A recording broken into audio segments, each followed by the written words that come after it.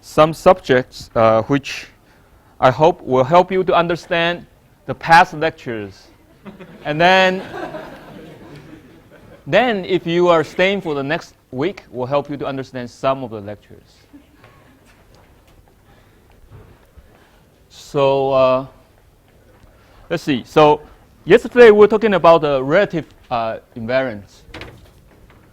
So the relative invariance, so we were talking about m bar gamma and y e, where gamma is the topological type of this.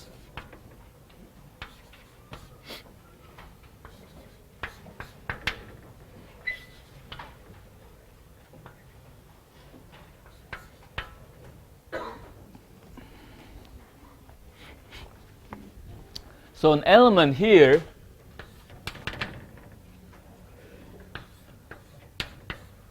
is really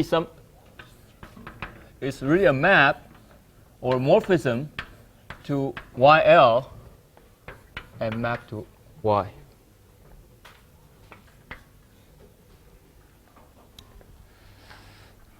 Right, and yesterday we were talking about this YL is a singular variety, but it's a very mild singularity.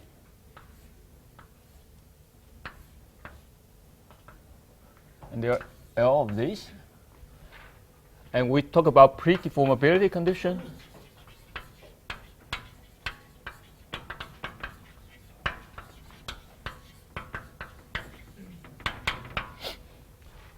Which means that basically your curve mapped to this. So the curve has to map to that, and because this is a constant, beta dot e is a part of data. This is sort of in your mu is part of data. This is topological number, right? So intersection of a curve with a divisor is a topological intersection. So this is constant d, and therefore you have to map d here somehow. And so the curve here, every time you have this singular part, and your curve had to split in two directions, and they have, this is usually also called kissing condition. That means the two parties who kiss each other has to have exactly the same contact order.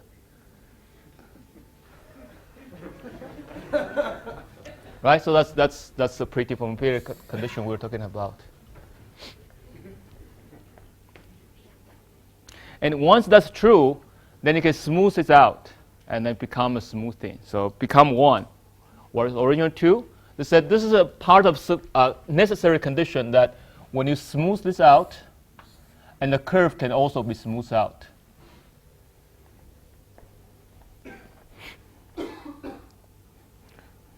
Okay, so now to tell you a moduli functor, I just have to tell you one more thing, which is when two maps or two morphisms are considered isomorphic.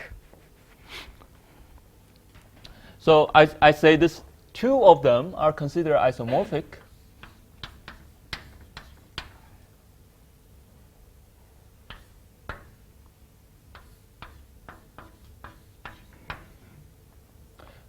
So they're isomorphic if there is an automorphism here, which I'll say. So sorry. So this is if there. This is what we call last time phi, and maybe I'll call it psi. Now I'm allowing automorphism of YL. And what is the automorphism of YL? This is a C star action on every of these P1 bundle. So L of them. X on the P1 bundle.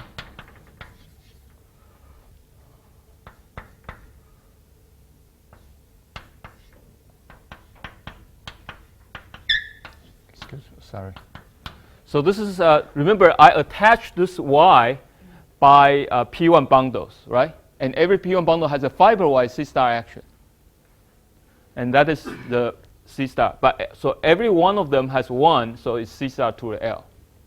And remember, this is very different from the usual Coulomb-Wheeler theory, that the target, in the usual Coulomb-Wheeler theory, first, the target does not change. And here is target does change. That's why the target also has some kind of moduli. Target also has some kind of moduli, which Davis denote by this script T. And secondly, I'm allowing target to have automorphism, but not on the Y part, not on the, this Y original your Y part, but on the P1 bundle part. And once you have this, then this sort of then you have to generalize what I said, the point case to family case, which is not particularly difficult. And I wrote some kind of hint how to do this in the family case, but it's actually very straightforward. So now you can show that this form a proper Deligne-Mumford stack.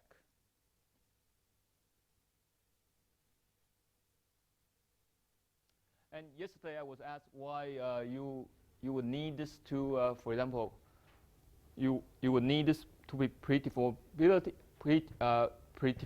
condition, and why you need this to bubble off. And well, I mean, the predeformability condition and bubble off, and also this quotient. So first of all, why do you need this allow automorphism? What if I don't allow automorphism? If you don't allow automorphism, this moduli stack won't be separated. That means it's not Hausdorff. That means you have two kind of sequence. Well, you have one sequence. We can have many different limits, and by quotient this out, then you make all the limits become the same. Okay. Does it make sense? And why is that? Because you can approach. So you can approach your this is how you construct this. It's sort of more like growing up this way, and then if you approach it with different speed, even though it's sort of the same approach, it will give you different limit in the growing up. So that's why. So anyway, so you have to think a little bit about this. We are almost out of time. This is the last one, so I do want to get through a few things. And so this is a relative thing, and you heard David talking about like what one can do with relative invariance. So first thing is that it has extra structures. For example, this M bar gamma y. So E. It has two evaluation morphisms. I mean, so there is a EVY to Y, maybe to the N, right? So there is this evaluation morphism to Y, just as usual. In like this Donaldson-Thomas theory, there's no evaluation morphism there, but we do have evaluation morphism just because when I map to here, if there is a mark point, here, and so if there is a mark point inside, I can take a mark point mapped here and map down here. So it definitely evaluates to Y. But also I have evaluation morphism to E, to a row. So I used row yesterday.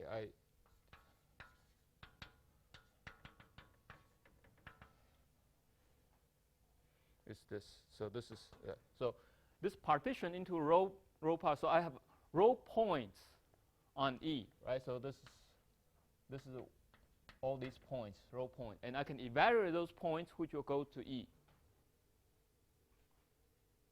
Okay, so you have extra this kind of evaluation morphism, and these evaluation morphism will, as well as like this is the same target. So you also have this mapping to this script T, this module of target. So this somehow this in.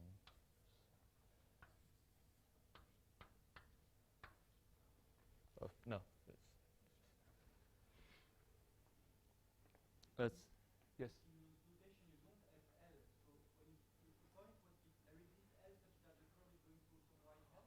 No. Oh, yeah. So the point here, so the modular point here will be so whenever you have an L, which this happens. Oh, yeah. So sorry. So yeah. Okay. Whenever the L, this happens, and I forgot to talk about. There is also stability condition.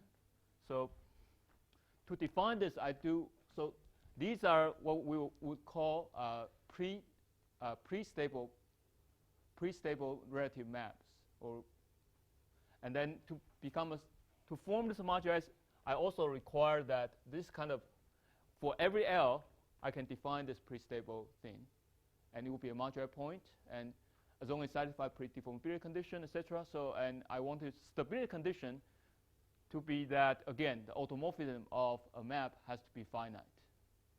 So then, sorry, so the stability, I forgot to say this, stability condition, and finite automorphism again.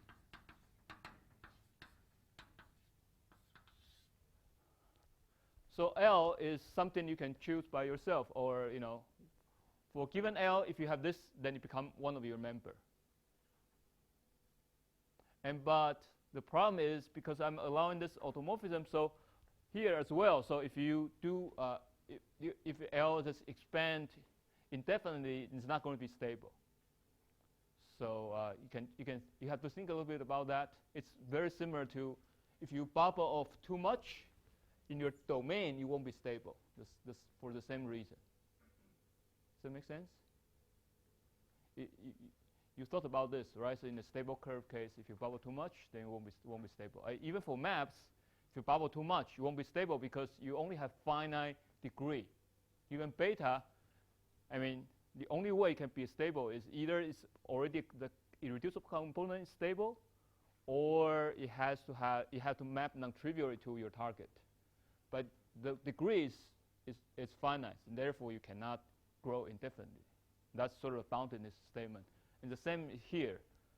If you allow your L to grow indefinitely, it's not going to be stable. You will be pretty stable, but not won't be stable. So that's why I need this condition. And once you have this, then you form this moduli.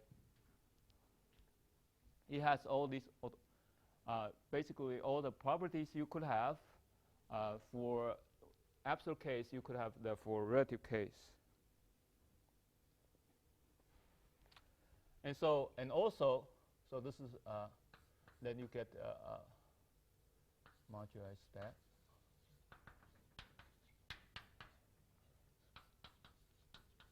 Proper type. And also by the same, well, it's much more, a little bit more involved statement, which will not say too much, is that you can also find, you can define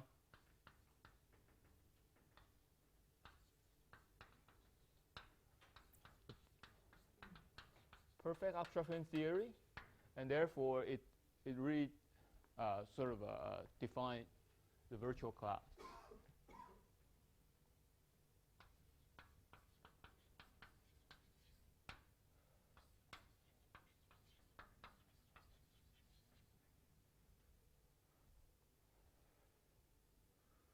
And therefore, you can define the relative invariance.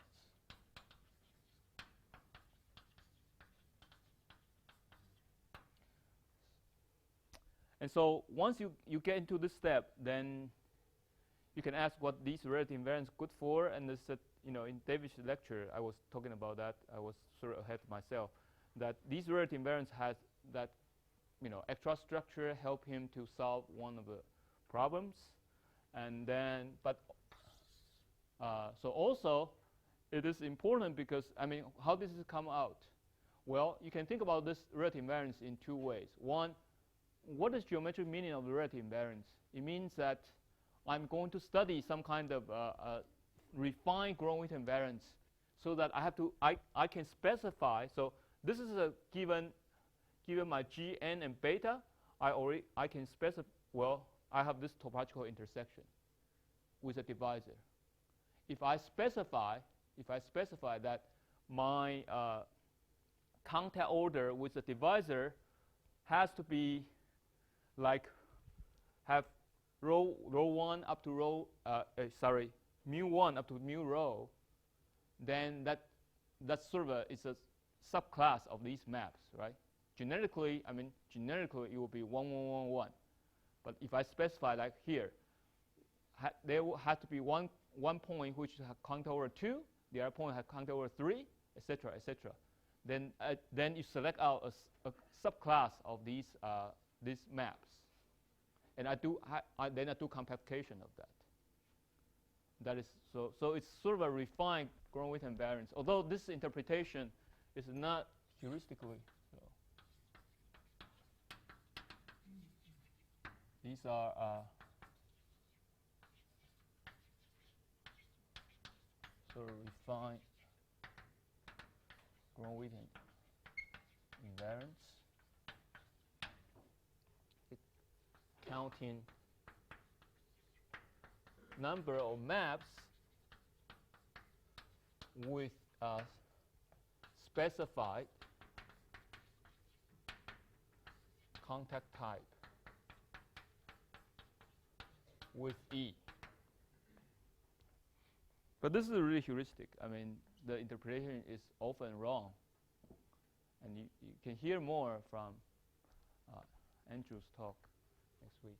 So, but really, also there's so this is sort of one motivation. Another motivation is that I can use this to state the degeneration formula.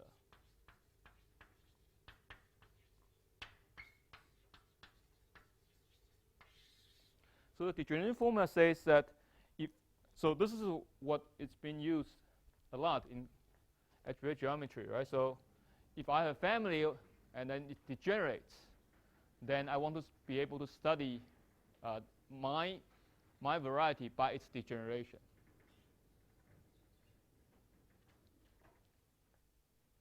So for example, if I can relate, like in the last lecture you heard about like this quintic in P4. Of course, I can degenerate this quintic to, for example, to union of phi plane in P4, or not really plane, but phi P3 intersecting. And so if I can get information from that degeneration to my quintic, then that would be great. So that's something we use a lot in algebraic geometry. So you would want to be able to study degeneration formula. And I mean, there's some kind of effort to do it in a more general degeneration. But what I'm going to talk about is a very simple degeneration. It's double point degeneration.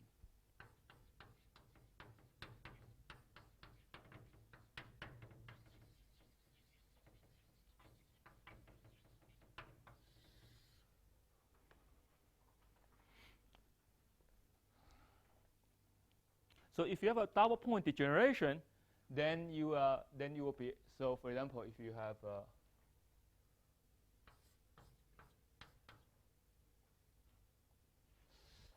what is, do I use any notation here?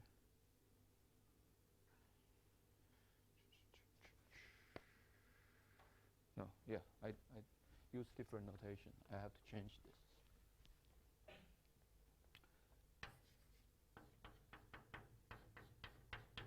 So if I have this, this is a double point degeneration. A double point degeneration means that pi is flat,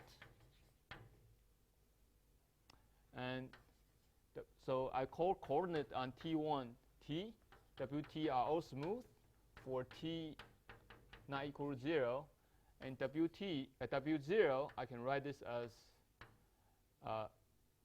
A union B, where A, B are smooth, and then they intersect transversally, and in the divisor D. So that's called double point degeneration. So basically what you see here is something like smooth, smooth, and then at the center the central fiber becomes a dot point degeneration. Maybe like this. And this is your A, B, and then your D. WT.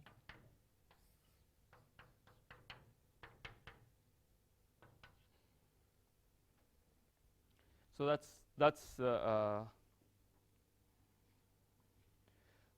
diagram. And for this kind of that you want to be able to say that a Gromov-Witten theory of WT is Gromov-Witten theory of, this is your W0, right? This is W0. That's what I'm going to say. Well, after all, Gromov-Witten theory is deformation invariant. It's deformation invariant. So this should be true. But there is no definition of Gromov-Witten invariance for this kind of singular normal crossing variety. Okay? And so what can I do? Well, if I want this to be true, I have to define this in a way so that it is true. Does that make sense? And how can I define this?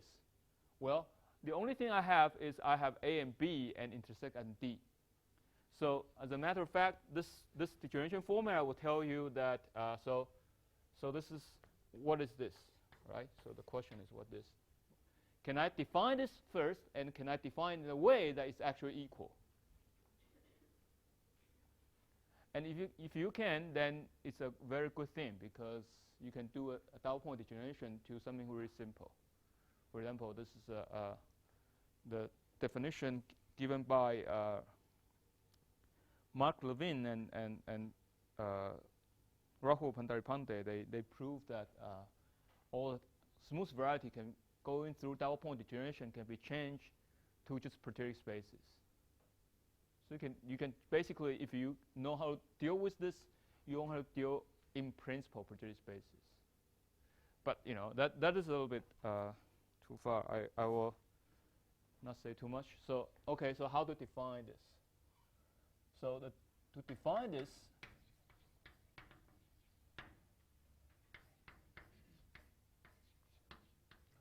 you will have to use the relative Gromov-Witten variance of A respect to D and relative Gromov-Witten variance of B respect to D, and combine them in a certain way. To combine these two, then I can define it by this combination. Okay?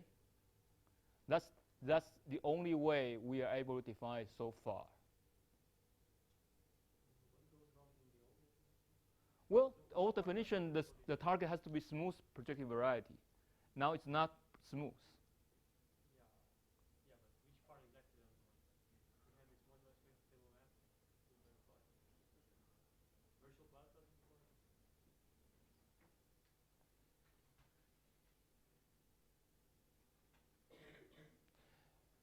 That's it. Why do I? Oh, okay, so. Why can't we try to mimic the old construction? Well, think about it. Why can't we? Okay, maybe an exercise will be, why can't we do that? If I just, if I just take a map of curves into this space, this is an algebraic variety, right? So I can still talk about space of maps to this W0. What goes wrong? Yeah, a good exercise. That's also why I need pre-deformability condition, etc., etc. So they're all sort of linked to each other. So if you think about that, then you understand why you can. I mean, maybe you can. It just doesn't. To rephrase what Junli said, it's just obviously you can. But well, if something is not obvious, it can only be better, right? So if you work out, then it's a theorem. It's no longer just a trivial observation. Anyway, so that is something you have to do, and I will not state the degeneration formula in detail because we just don't have enough time. But it's written in the notes, so you can, if you're interested, you can read that. So basically, you have to define this. The only way I could define this is going to be combining these two. Combine these two in a way that it will make sense.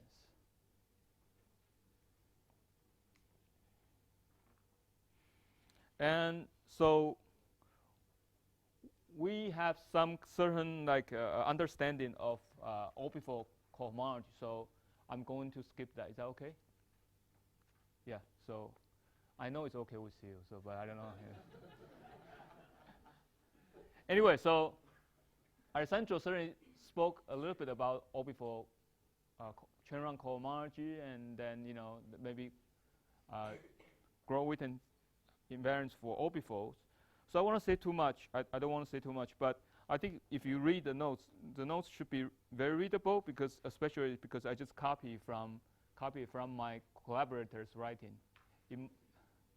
So it's basically it's copy. It's a lot of them are copied from my paper, but it's written by my collaborators. So it should be very readable.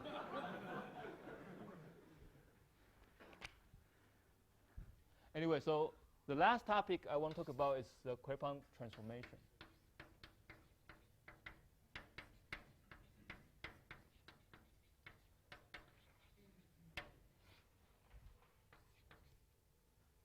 Or K equivalence.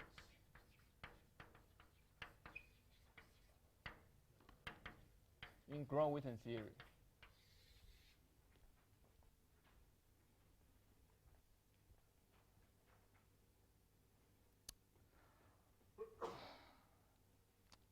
So if you think about Grove-Witten theory, you say, hey, we defined quantum cohomology, right? So we defined quantum cohomology on Wednesday. You say, oh, quantum cohomology is a ring structure. So you can ask, if I have a continuous map or a morphism, maybe just say y to x. Given a morphism, wait, did I use f? No. Good. Because f is the map, right? So even though it's important to abuse the notations, to have any math done according to Alessio Corti, I can't abuse them too much. So the f usually is your map from a curve to the space. So if I'm given any morphism of y to x, which I call phi here, and now you can ask whether the phi pull back quantum cohomology. After all, it does pull back cohomology. So does phi tilde go from here to here as ring homomorphism?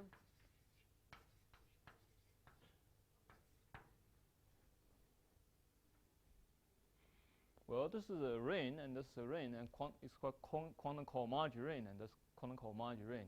Since it works for classical cohomology ring, you might wonder where you can pull it back.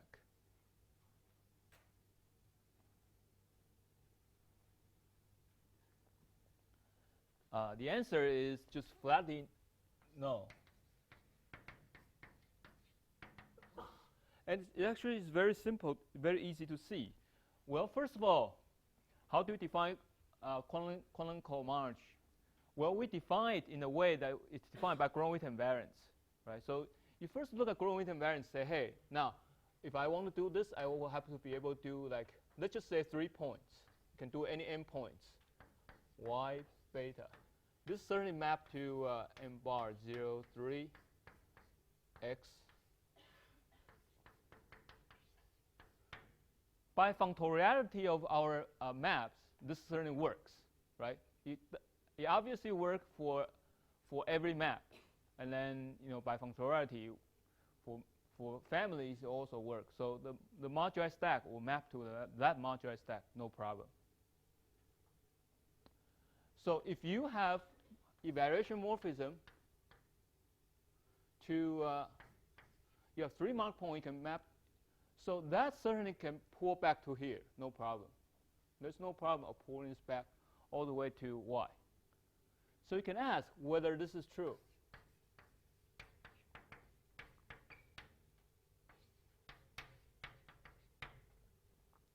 So did I give that a name? maybe not really. Well, I didn't really give this a name. So let me give this a name called maybe m bar of phi, just to avoid more notations. So if you add, and if EVX, and then of course you have this EV to y cube, and this is v cube, but I'm just going to denote it by phi again. So I can pull it back here or pull it back here. Either way will be okay. So I'm just going to say maybe I'll first pull back here, and my any alpha class, and then pull it back by a y. So is that going to be the same as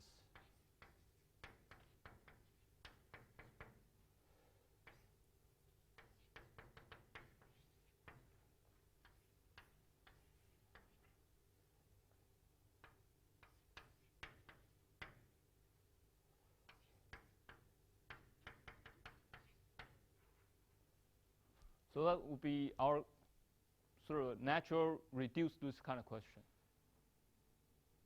Does that make sense? Okay, but then if you look at this won't be the same. Why? Well, the answer no really come from here, because if you count this guy and that has absolutely the same cohomology degree. I pull back does not change cohomology degree. So the degree is the same. However, you compute so I said degree and the dimension of virtual class has to be the same, right? But if you compute the virtual dimension on the y side,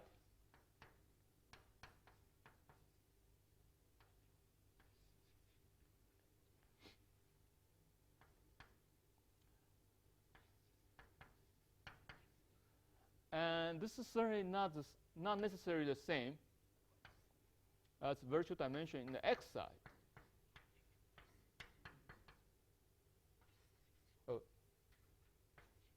fine.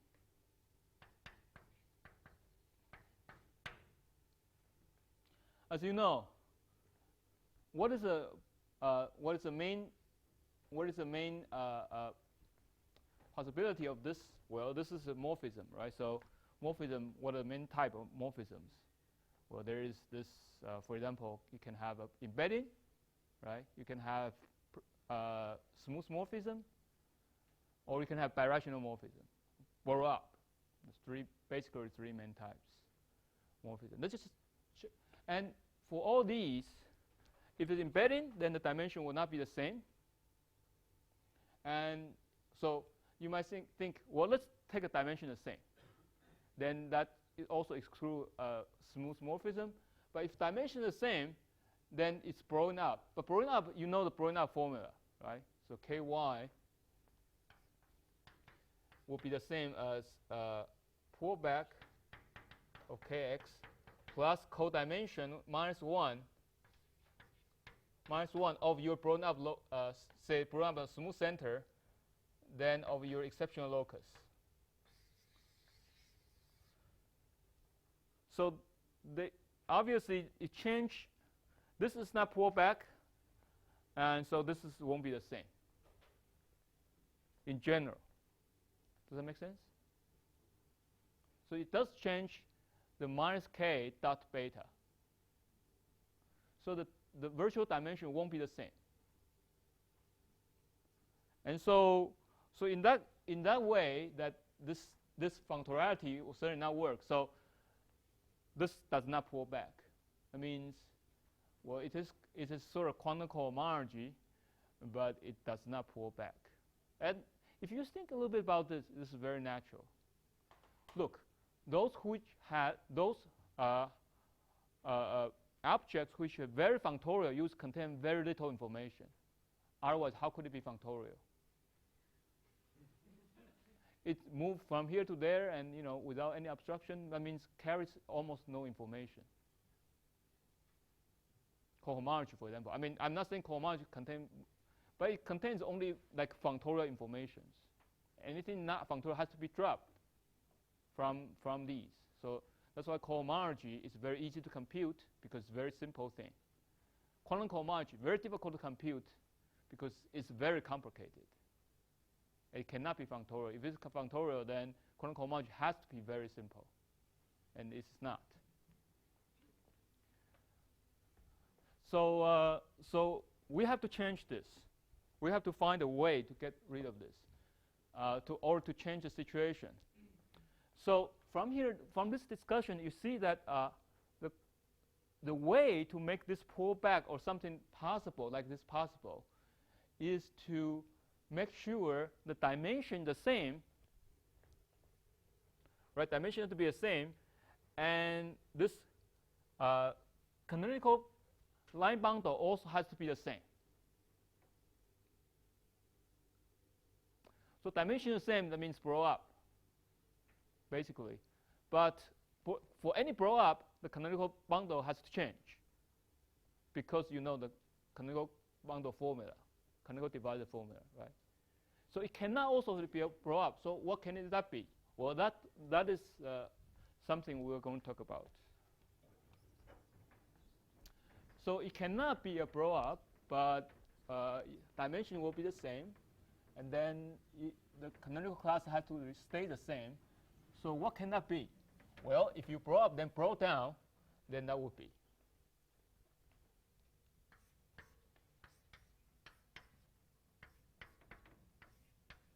So here is a definition of K equivalence.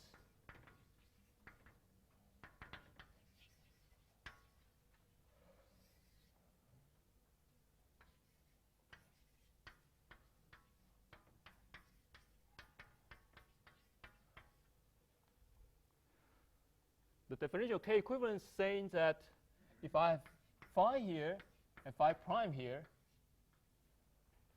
so both are birational dominant morphism such that you can say this Y is a common resolution of X and S prime, even though X and S prime are already smooth, then I say they are K equivalent if the pullback of the canonical divisors are the same.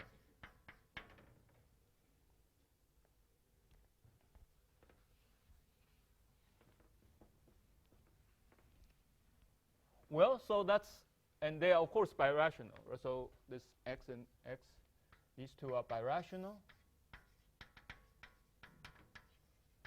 and they have common resolution, and then I call them K equivalent if they have the same, basically the same canonical class in a natural way. I mean, of course, they are different varieties. You cannot say they have the same divisor, right? Different variety, how do you say they have same divisor? Well, that means because they are birational, I find common resolution, they pull back to a common resolution, they become the same. That's the only way you can compare the canonical class. So this could be a blow up, this could be a blow up, but I blow up, then blow down. So in this way, they become the same. Questions? And so this is a K. This is if you want to say X and X prime are K equivalent, or you can say we'll say that X and S prime is K equivalent, or if you want to emphasize that you're going from one to the other, this X to X prime is a Crepin transformation.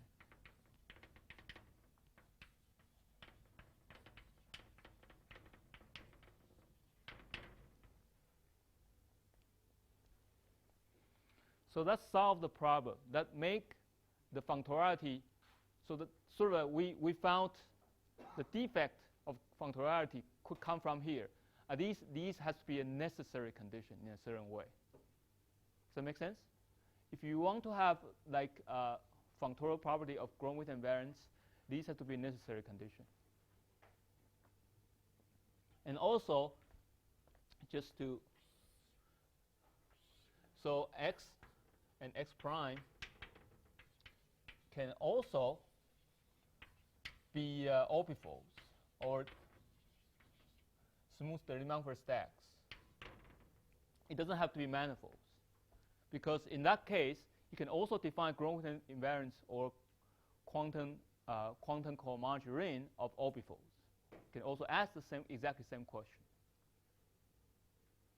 And the special case of this is maybe a special case, a very special case here is that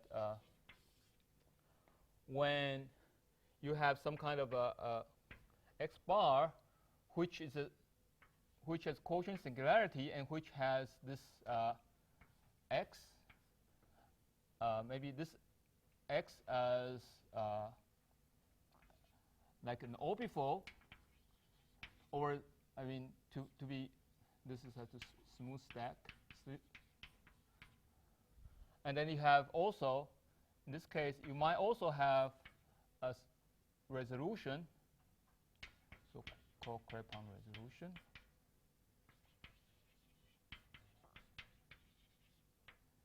If in the case that x bar is singular, then it could have Crepin resolution. As I said, if it's smooth, then smooth, and if it's morphism, then the canonical class cannot be the same. Cannot be the same as pullback. I already told you the formula there, right? But if this is singular, they could be the same. And in some singular case, for example, if these two are the same, the canonical class, if the canonical kx is the same as x bar pullback, they call them Crepin resolution. And really, this is another resolution which I resolve by smooth orbifold. So in this case, that's a special case which we talk about a lot, called Crepin resolution conjecture. But really, Crepin resolution conjecture is it's a small corner of a very much bigger category. You call Crepin transformation. That's why I don't like call Crepin resolution, because it's too narrow a class. And in fact, if you read the notes, which I don't have time to explain too much, it's also misleading. In some phenomena which happen in Crepin resolution, it could be very special. I mean, also, if you look into the special phenomena which might be misleading. That's why I would advocate to look into Crepin transformation first. So I explained that this sort of is a necessary condition for Gromov theory to be functorial. So you can ask whether that's sufficient condition to make it so. Okay, and it turns out that so the conjecture is that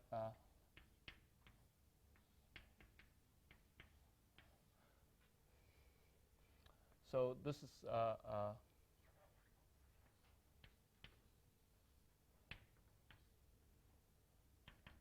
also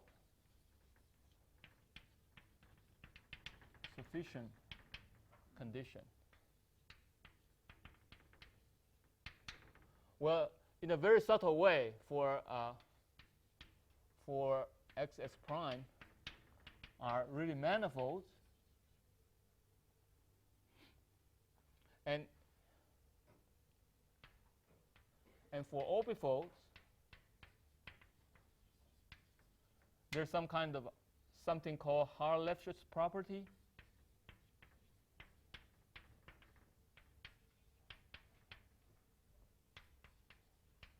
Some sort of Harlefsch's property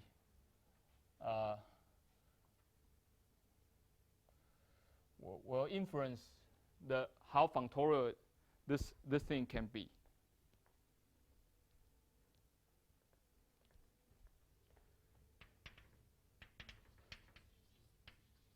And Harlefsch's is the Harlefsch's you learn in the first chapter of Griffith-Harris. I just mean that. And of course, for any smooth projective manifold, you have Harlefsch's property on their Hodge structure. But you can ask well, that is not true for all the orbifolds. Right? So if you want to have something which orbifolds resemble manifold, as we want, right? Gromov invariance of orbifold, you want to resemble Gromov invariance of manifold. This is something you probably want to preserve. That's what. And of course, there's a few proposals how to get rid of Harlefsch property. then your functorial property will be very weak. Well, it will be weaker. I wouldn't say very weak. It will have to be a lot weaker. And that's something let's see, we can talk about.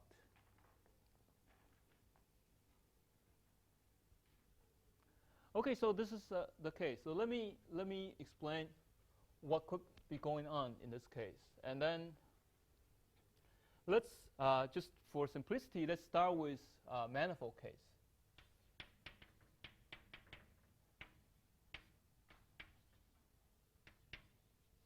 And what's the simplest example of this kind of K equivalence or Crepon transformation? It's a flap. So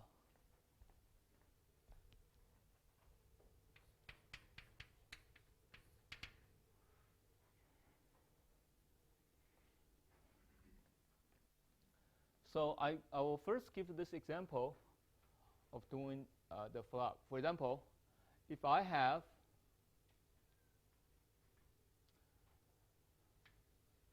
here is Z, which is a projective space, and it's inside, this is my Z, inside X, and this X has a normal bundle, so this is normal bundle of this Z inside X. So I have normal bundle of Z inside X to be to make this Z locally look like RBL. So I require my Z inside X locally look like it's going to be O minus 1.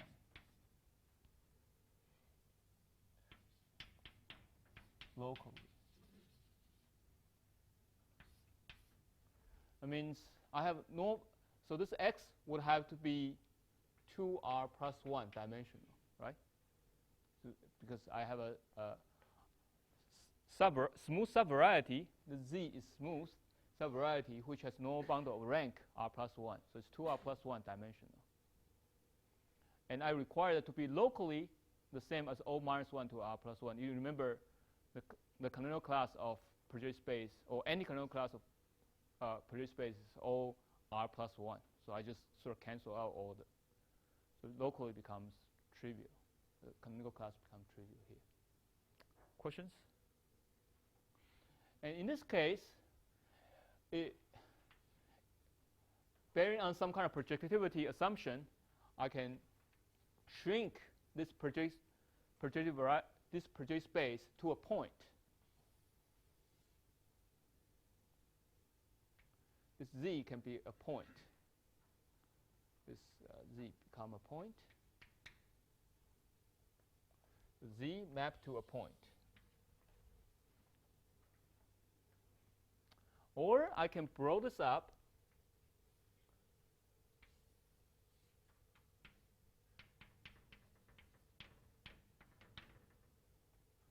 and when I blow up this Z becomes oh no, this is not just locally.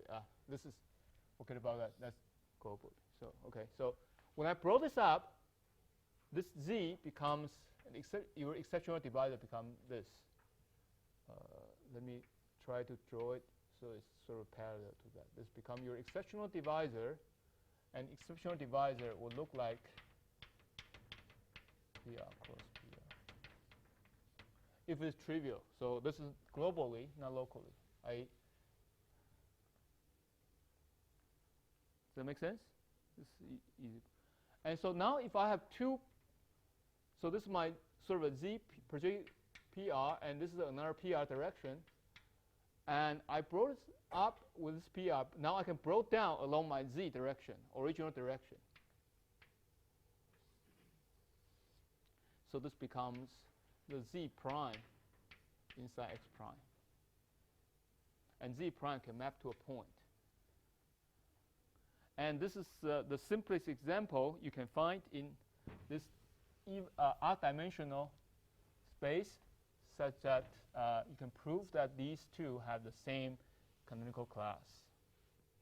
So, I mean, how do we prove this is the same canonical class? Well, it's very easy to prove, right? I already told you how I brought it up.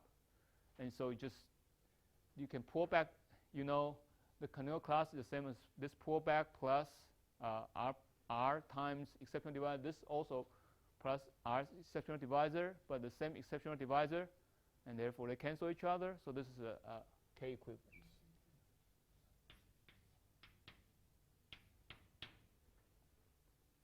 Right? By canonical divisor blowing up formula.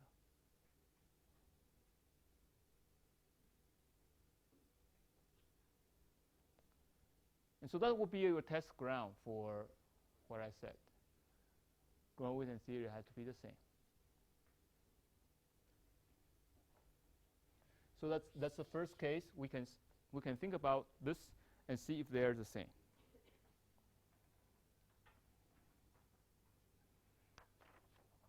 Okay, so what is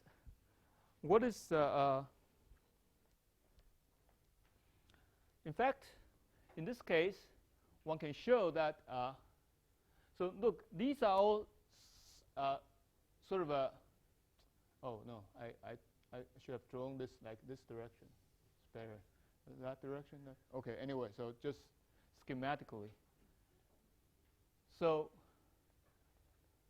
here's the theorem.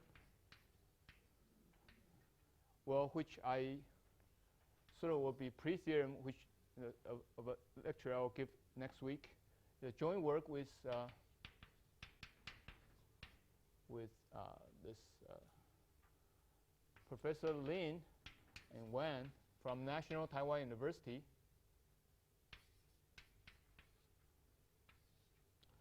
Is that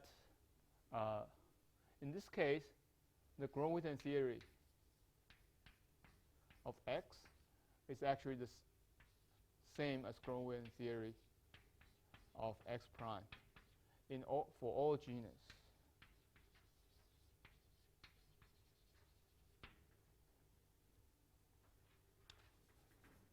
But why do I put this wiggle line instead of equal? Because this actually requires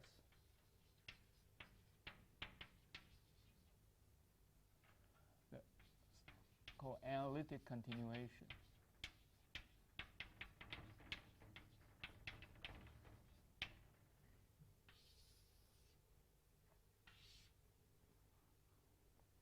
What do I mean by this?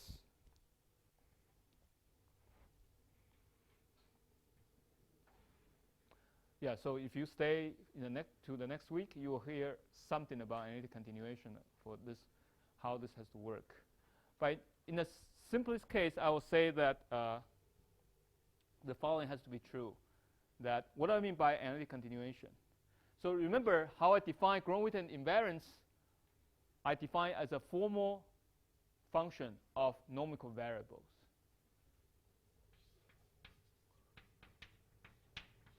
Are defined as formal function of nomical variables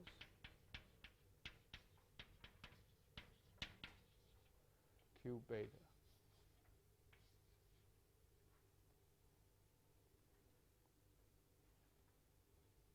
So it's just a formal function. But I can choose, if I choose a direction which is exactly the curve inside Z. Remember, Z is a projective space.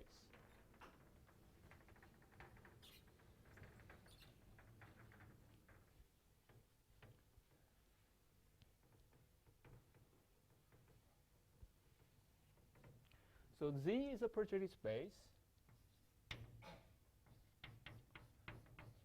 So up to equivalence, there is exactly one line inside this.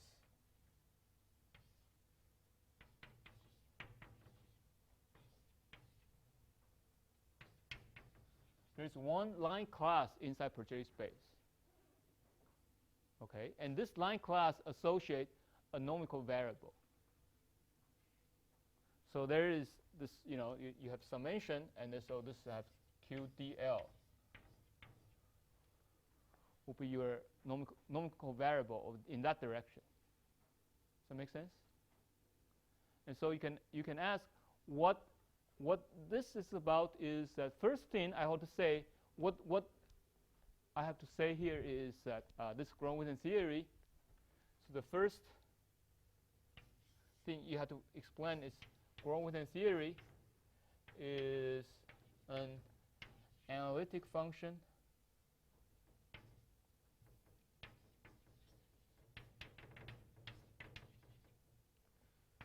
in this QL. In this numerical variable. For other numerical variable, I have no control whatsoever. It's by definition, it's formal.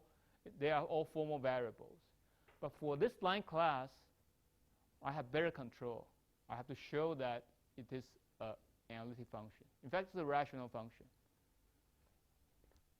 So in fact, it's a rational function in Q. In this particular Q, you have many Qs. You have Morricone, which many generators, etc. So you have many variables, but for other variables, I have absolutely no control because they are very general. But for this specific line class, I know exactly what the local structure is because it's inside project space. So it's a sort of local PR. But this local PR in the normal direction has O-1 to R+1. So there is a lot easier to deal with. So this is the analytic function. And then what do I mean by analytic continuation? I have to so this and so the Gromit theory is so usual Gromit theory is sort of a series expansion. So Taylor series expansion at Q equal to 0, right? Q line equal to 0 because that's we define formal series. If I don't say it, that means based on 0, right? So that's what. So now, if you analytically continue that, because the analytic function, so the QL now it's a function on P1. No longer just a formal disk, but it's actually a function on P1. Now, I analytically continue that to infinity, and I will expand.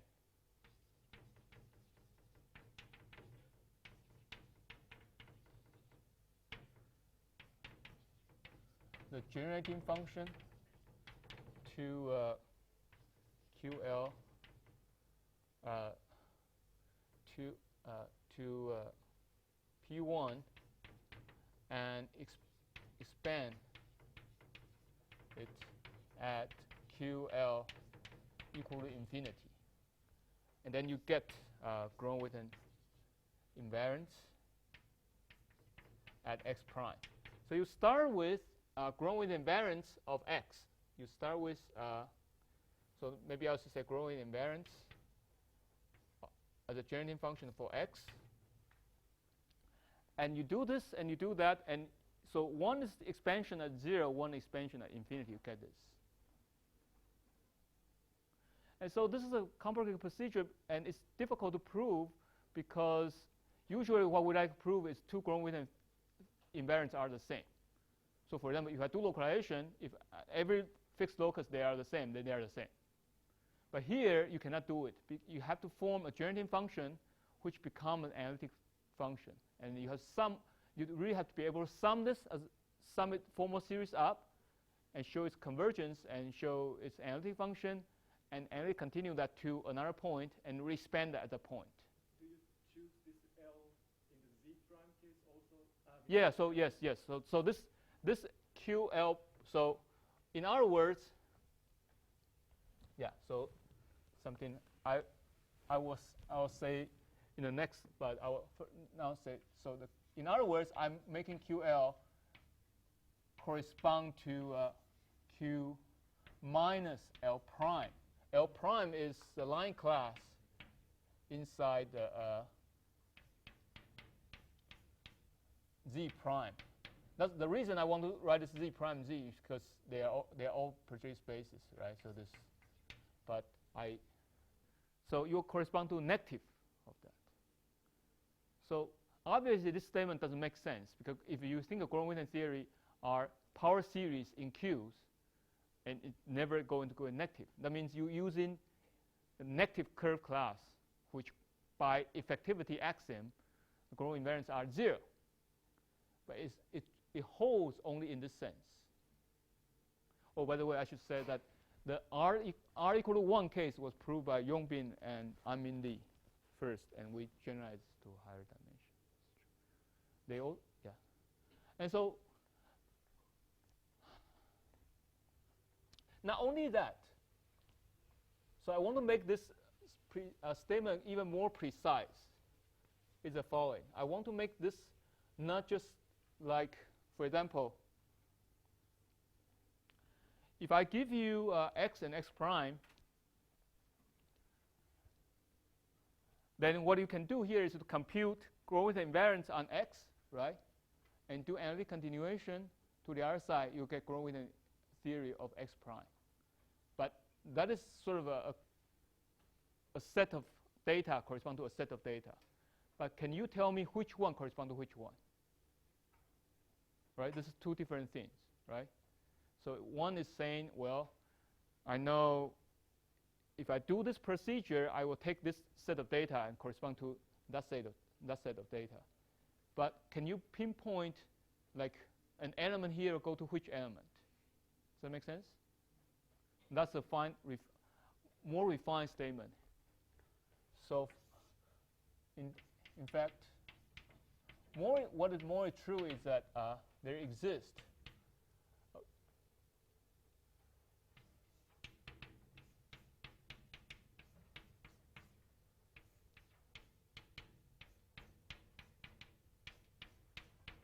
an isomorphism of this, which send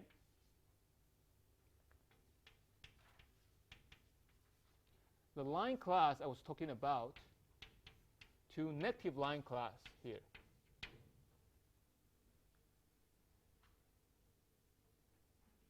And I can make an even more precise statement. Here is the following. So if I take alpha 1, alpha n, take any g n, but now not really beta, I have to sum over all degrees. So beta, I will say this beta 0, but I have to sum over d, where you have this q dl plus beta 0. Okay, if I do this, and this will be, in this same sense I was talking about, it will be the same as if I sum over d prime of f of alpha 1, f of alpha n, but g n beta 0 prime, which I will have to do d prime, but beta 0 prime. So the beta 0 prime I can erase. If the curve class is not inside, they will be mapped to, so and the other effective curve class to effective curves. That means if your curve does not involve this effective, so exceptional locus, it will become another effective curve. So how do I do this? Well, easy way to do it would be to pull it back to y, then push down. So on the birational, because these two are birational, x and x prime are birational equivalent. So if a curve is outside, you pull it up, then push down, it's still another effective curve, right?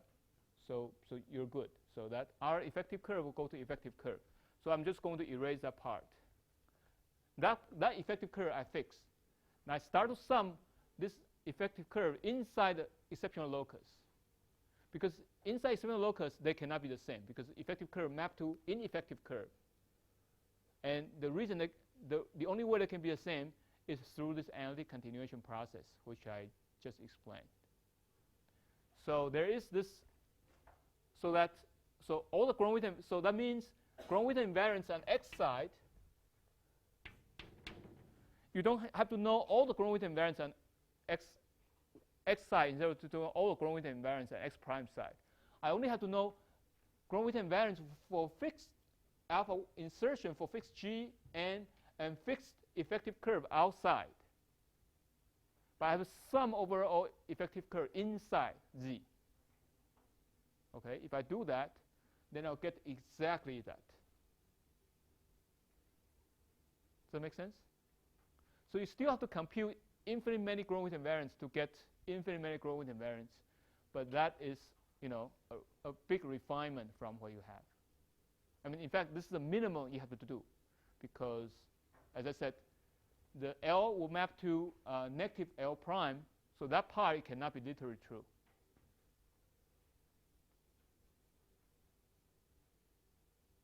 And to sum this, well, I mean, the summation requires something in G 0. I think Mr. Tsai has a very good result about how this G 0 computation, how you can sum over this as an analytic function. So by some kind of virtual localization technique. But that's anyway, so that we don't need that, but I would say this is following true. So once you have this, you can try to think, well, what if x and x prime? So this is the first example I said. The first example you can verify. Now you can start to think, hey, what if x or x prime or both are orbifolds? Okay. What if one of them or both of them are orbifolds? What can I do about it? So can this still hold?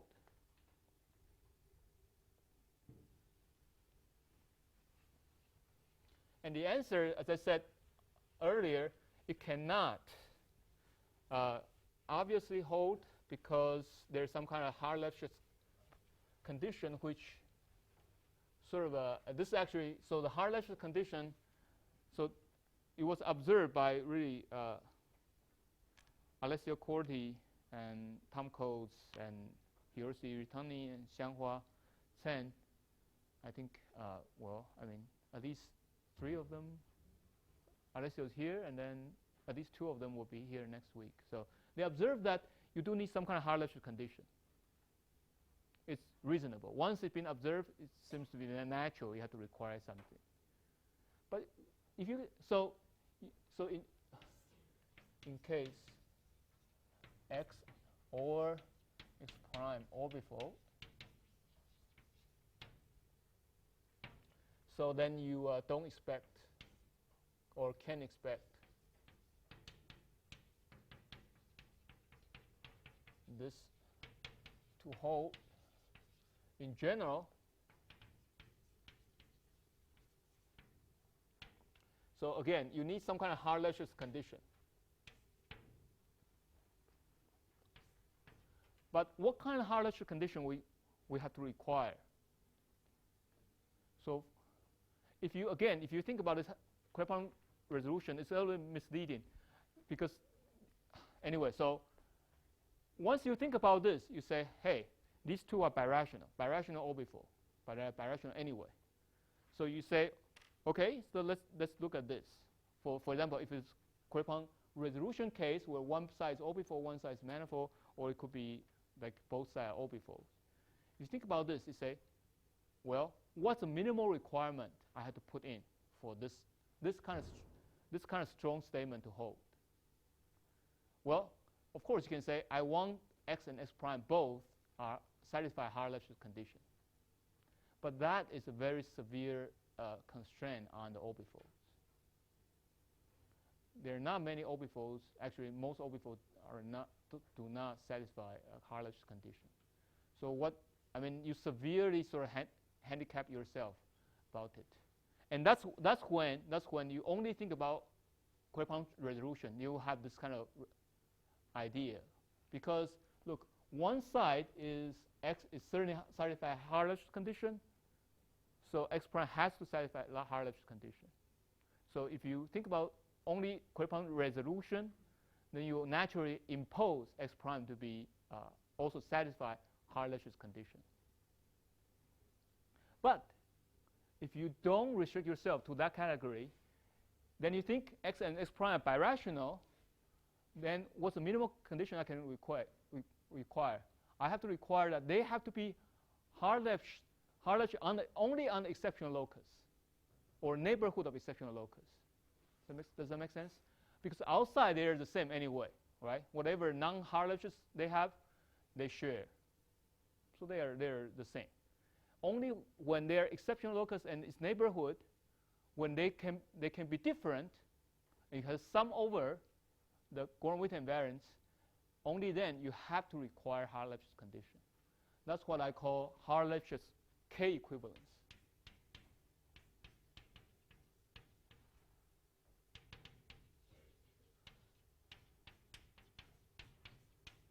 So this is I think reasonably the minimal requirement you have to put on your Coulomb transformation so that this kind of strong statement can hold. Does that make sense? Means you only require Harlech's condition on the neighborhood of your exceptional locus. In the Coulomb resolution case, you have to require that to hold in general, basically, because I mean, if they're birational on the place they are birational, they satisfy Harlech. Since x satisfy, the curly x have to satisfy, and in the exceptional locus you have to satisfy, and therefore it's satisfied in general. But here, if your x and s prime both orbifolds, then it could happen that they're outside they're nasty. But only in the exceptional locus they satisfy Harlech's condition. And the nasty part they share, so they sort of the same. Only in the exceptional locus where they could be different, then you require them to satisfy Harlech's condition. So that's one thing we can. So I hope this will help you with next week if you're staying for the next week.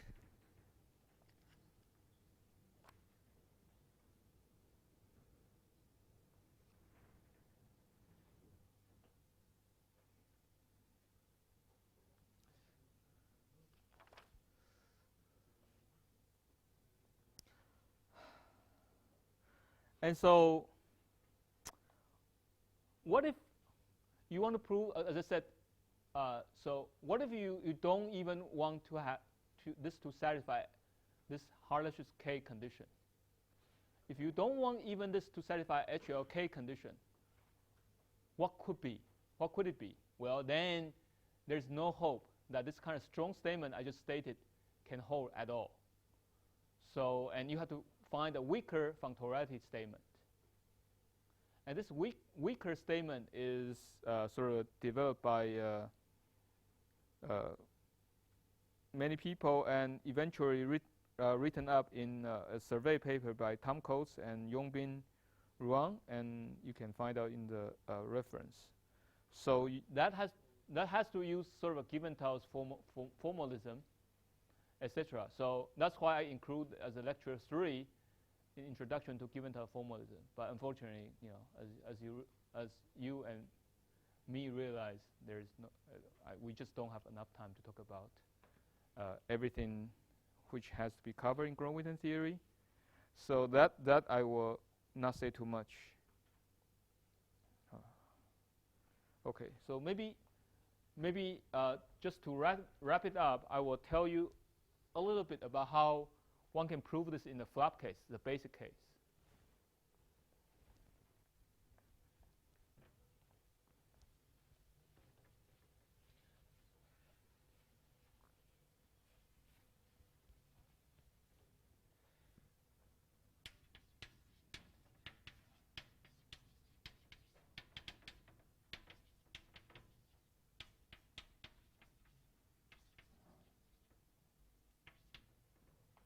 So in fact, this is just that kind of standard or simple flop I explained earlier.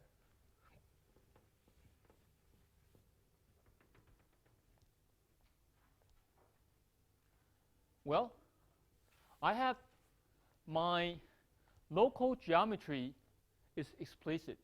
Local geometry is very explicit. But global geometry is arbitrary, right? If you are like a differential geometry, you would think I just take my local geometry and glue to something, and I glue to another thing. So it's kind of surgery. I just change locally this. So, of course, the hope would be say, well, if I can make my Grove-Witten theory into two parts. One is only survive in the neighborhood. One is only survive outside. That would be perfect because the outside they're all the same. They have exactly the same geometry. And neighborhood they are different, but they are explicit, so I can calculate them as much as I want, or I can. Does it make sense? So I want to. The first observation is I want to say the Grove-Witten theory of X is sort of a somehow Grove-Witten theory of neighborhood of Z inside X, and sort of combined with Grove-Witten theory of the outside X minus Z. If I can do that, that would be great, because then you write this down. If I can do that, then that will be the same as Z prime in X prime, and then Grove-Witten theory of X prime minus Z prime. But these two are the same, so this part is the same, and I only have to do this part. Okay? That's sort of a very naive expectation. And of course, it cannot be true, right? So first of all, Grove-Witten invariance has to define unprojective variety, and this is open.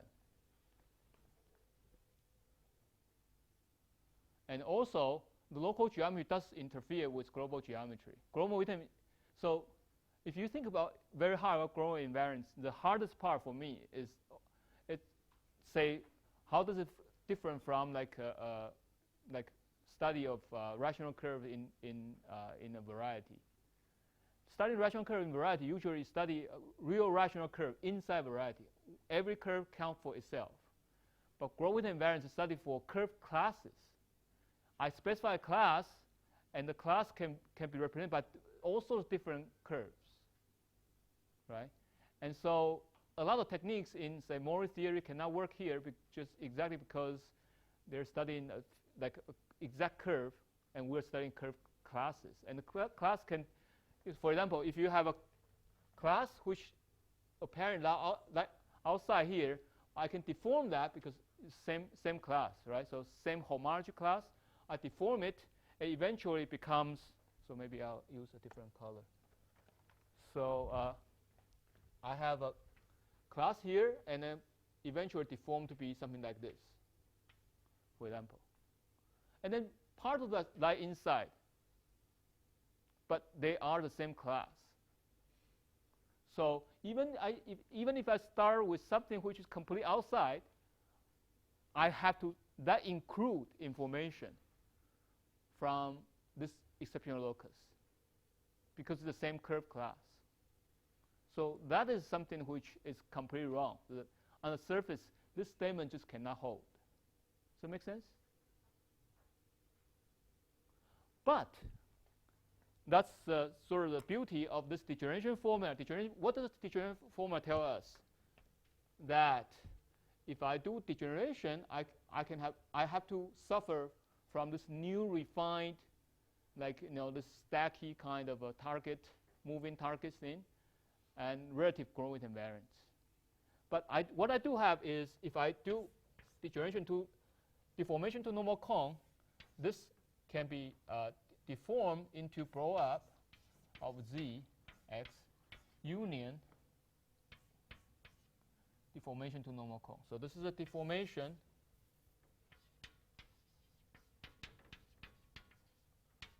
to so maybe so everybody knows deformation to normal cone, right? Who doesn't? Nobody. Okay, great. So I know the trick is to ask the question the right way. If you ask the other way, so nobody knows. Like if you ask this way, everybody knows. So you just have to ask question correctly. So anyway, so this deformation tells me that if you do deformation to normal cone, that'll give me this. And on x prime, I can do the same thing, which give me that.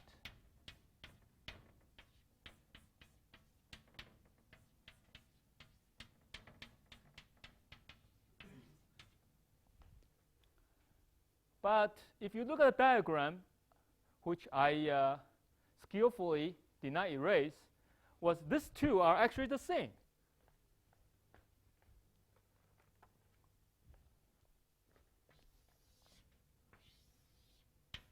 They are all called y there, right? Aha. So once I have the degeneration formula, then I can say this part is actually the same. So I only have to deal with projective bundle case. And this projective bundle is really the projective completion of a normal bundle, which is a neighborhood of that. That's exactly what I want. Well, not exactly, but the best I can hope for. Does that make sense? So now I have this I have to deal with. The only thing I have to suffer is I have to learn relative growing width and variance. But you have to learn that anyway, right? So, all right. So, that is the first step. So you reduce that to local case.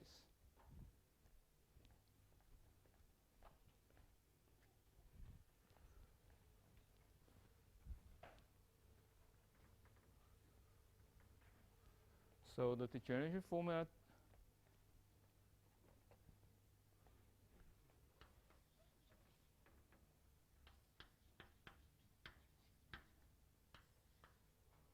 relative growing width and invariance on projective completion of neighborhood. So I mean, this is probably not really. I mean, of neighborhood of exceptional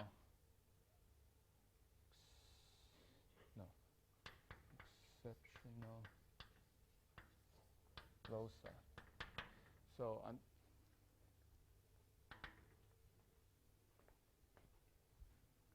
so I only have to deal with. Now you have to compute. But look, what do we have to do now? We have to compute the growing width and variance for this part. So what is this? The projected neighborhood.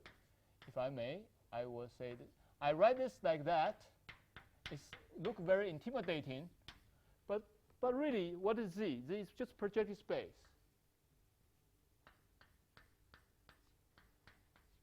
Your projected space, and these are just O minus 1.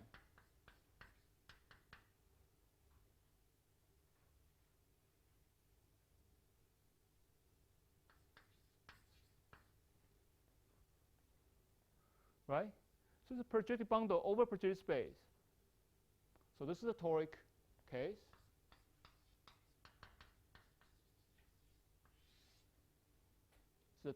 It's a very simple kind of toric variety, toric manifold. So as you learn from Alessio's course that, well, at least you heard that they are computable in principle, right? So now you have to be very disciplined and compute them and use some tricks. Then you can compare. So these you can compute. Can compute in principle in genus 0. Right? So he wrote down some kind of formula for J function, etc. And I explained the notes, which I did not have time to explain in the lectures, that in genus 0, once you're able to compute J function for toric variety, then in principle you can determine all descendant invariants from this kind of reconstruction. So one way to do it, in fact, that's how we did it, was to compute J function first, then use reconstruction in genus 0, of course. Genus 0, J function only defined for genus 0. Reconstruction, which in my paper with Pandaripande.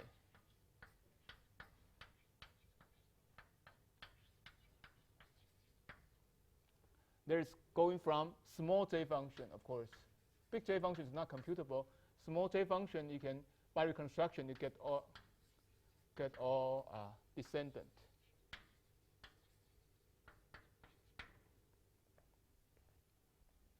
And so you can, well, but actually, here is a trick. So descendant is not correct. You can get all descendant, but you don't want it. You only want this to be primary invariance. Or ancestors. These are okay, but this is not.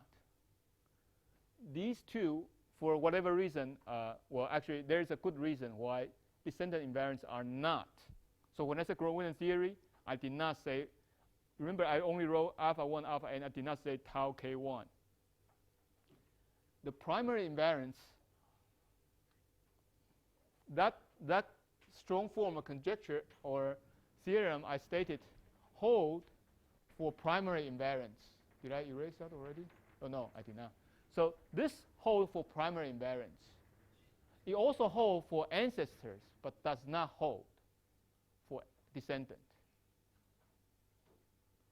And okay, so I have like 1 minute. So I would say, well, for those who knows, or all of you, that means all of you, because you all know your ancestors and descendants, right? So if you haven't learned it, it's halfly your mistake, halfly also mine. So anyway, so descendant is defined on the moduli of maps.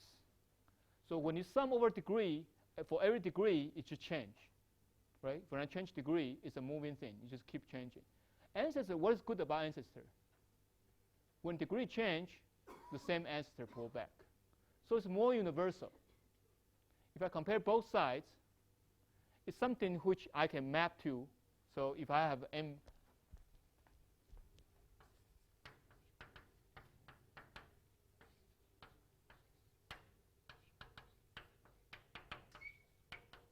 they all map to the same m0n. So it's universal, shared by both. That's why if you prove it for the primary invariance, you will more or less hold for also for ancestors. I just add more like universal classes. And in a sense, what other classes you pull back? You pull back from X, right? So you pull back from X, n. But Xn really, it's basically the same as this, right? Because I just said these two are the same. So you pull back the same classes anyway. So the classes which will hold are the universal classes, means it doesn't change with your beta. And class doesn't hold, which so descendant. And so this is actually one of the difficult things of proving this theorem is to, because every time you do any geometric operation like localization, descendant just show up, as I showed you the other day, right? We use that for good purpose. We start with some kind of 1, and we get J function, which is a descendant invariance. But descendant just show up, but you don't want descendant. It's an invalid guess. So what can you do? Well, if you're as polite as I am, you cannot kick it out. So you have to do something about it. Like, try to shove the guest out of your door and without any nasty words. And once you're able to do that, then you prove the theorem. Okay, that's the conclusion. All right, thank you.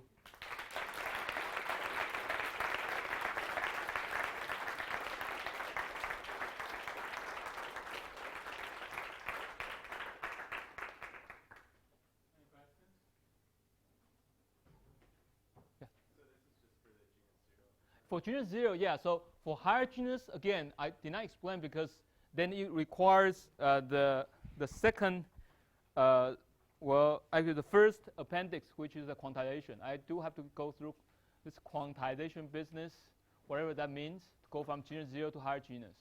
And in general, you cannot quantize the Gromov theory X But you only can quantize gradient theory for this local projective toric variety, and that's why that's another sort of incentive for you to do this degeneration formula. Yes. When you define the K equivalence, Yes. you need all maps to be birational. Yeah. But, yes. Why can't we allow the degrees of the two morphisms of the correspondence to be different or greater or equal than 1? Well, if you have a finite morphism, then definitely you change the canonical class, right? So I mean, for example, a dark cover, it doesn't change almost. No. You asked me why I want this to why don't I sort of include a tau cover of a variety to this discussion? Well, in principle, I can, but so, and everything you do would be up to degree D, and then certainly there is a morphism, and there might be some kind of ontology, although I haven't really thought about that. To be more precise, so a precise statement is I haven't really thought hard about that. So I don't know whether that's going to work. Obviously, you're going to miss a lot of growth invariance to be sure, because every time you have like say y has a tau, it's like finite tau to x, okay. So all the class from y will have to be like d times class or primitive class in x for sure, right? So you're missing a lot of growth invariance from x. Whether that's the only thing you miss, or you can recover in some way, I don't know.